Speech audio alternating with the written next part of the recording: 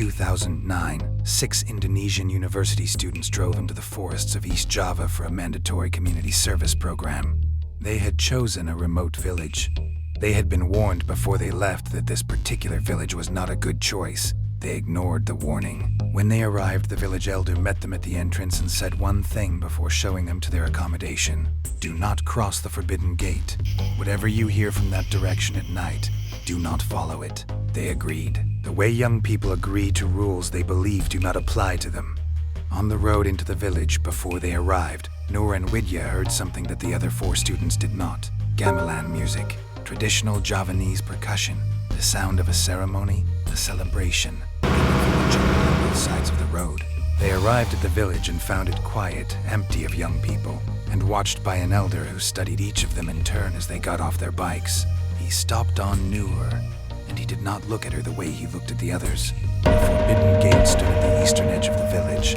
Old carved stone, moss-covered, older than any building in the village by several centuries. Beyond it, a dense forest the locals called Tapak Tilas, sacred footprint ground.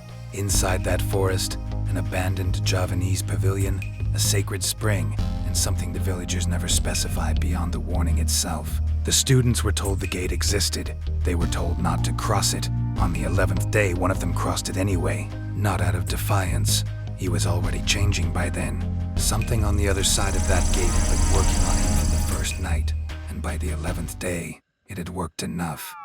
Noor was the only one of the 6 who had a kodam, an ancestral protective spirit inherited from her family's lineage. She had never fully understood what that meant until the first night in the village when she woke at 2 a.m. and found a small old woman sitting at the foot of her sleeping mat. The old woman's eyes were white, completely white, no iris, no pupil. Her clothing was dirty and old. Her appearance was deeply wrong in the way that things are wrong when they exist slightly outside the frame of the world we can normally see. She looked at Noor with what could only be described as love. She was stroking Noor's foot with one ancient hand. She had been watching over this girl her entire life. She would be watching still. That first week in the village, the students noticed things they could not explain and chose not to examine.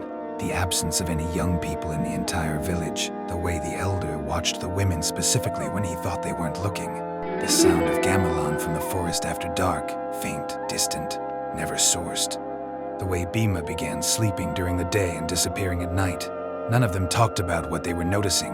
They were educated, rational, modern. They were in the wrong village, and something in the forest east of the gate had already made its selection. It had simply not introduced itself yet. Bone ground. Every culture buries something.